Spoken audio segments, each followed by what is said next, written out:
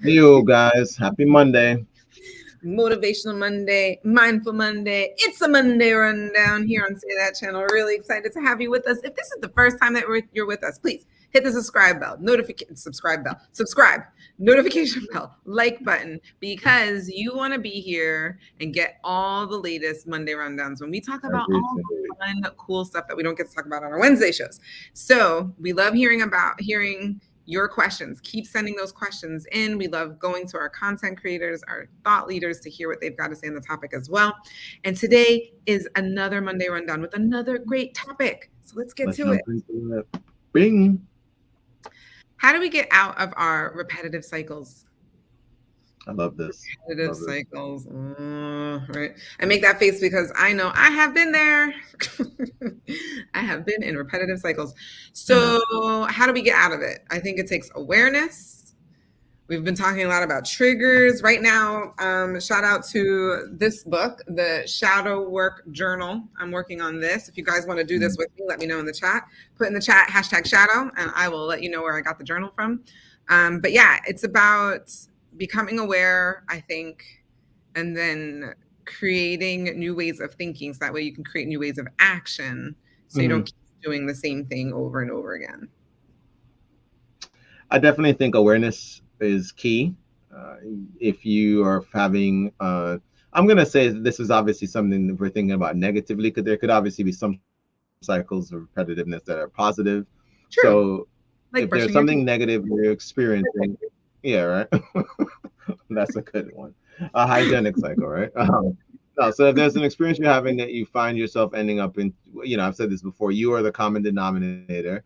And so if I would say if you change what you are doing, to your point, Janelle, you're probably going to have a different outcome. I think the quote is the definition of insanity is repeating the same thing over, expecting a different result, right? So if you're finding yourself in the negative repetitive cycles, then become aware of what you're doing when these things maybe start, or getting out ahead of it is one of my favorite phrases now. It's like if you kind of look at a certain situation and you tend to have the same results, maybe change what you're about to do before you go into it, and you'll have a different outcome on the other side of it. All right. Yeah, love that. All right. Yeah. Well, once again, we're not the only ones who have ideas and thoughts about this. What we got, Jay? We're just in a school of life mode lately. Loving. And so we're back with the School of Life to hear what they have to say on the topic. So here we go. Let's do it. It sounds odd to say that we might be locked within a story. What might this curious expression mean? Chiefly that we keep unknowingly repeating dynamics that go in very particular and not especially pleasant directions. We're involved in stories of defeat, humiliation, suffering, fear, and loneliness, believing ourselves to be original at every turn, while in fact rehearsing almost identical patterns in our choices and behaviors. And we probably do this in two areas above all: our working lives and our love lives. At work, some of the stories might go like this.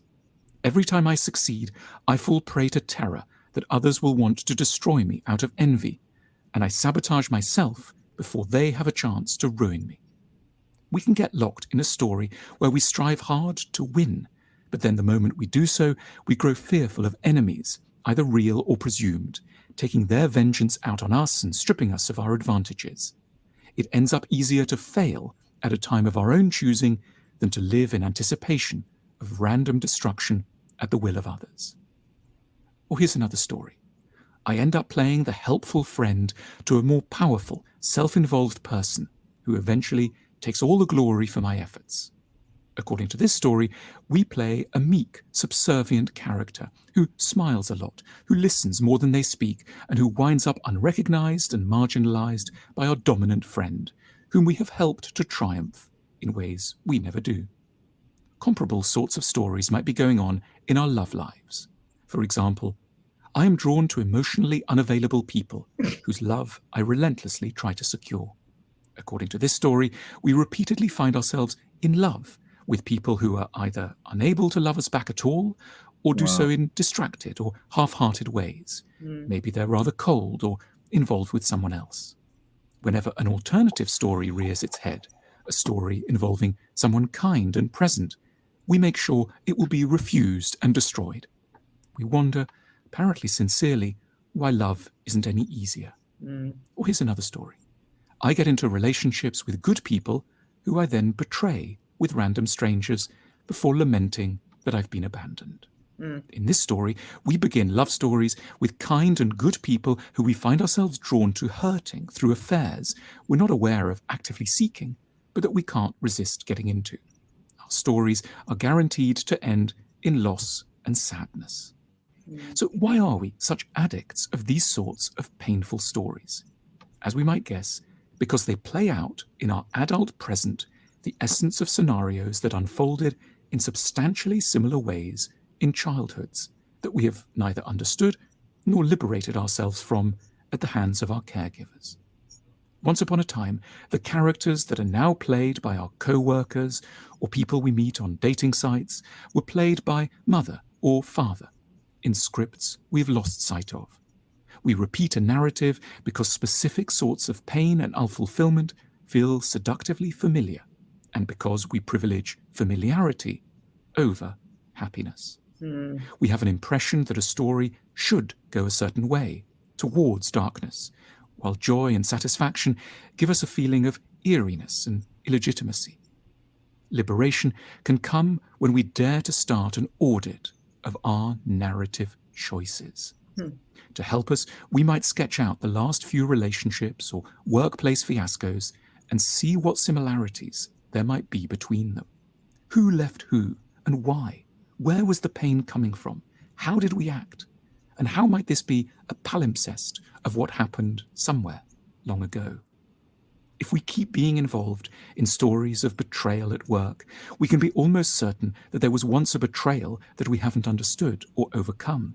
If we keep needing to throw ourselves at the feet of unavailable people, there is probably someone's love we once needed very badly, and which we never faced up to not having won. We need to go back and re-find the original actors, or we will never be left to get off the stage. We'll keep following the same fruitless trajectories until we can better understand why we began them. And then, through an awareness of our distinctive roles, we can strive to give ourselves the opportunity, at last, for different sorts of endings.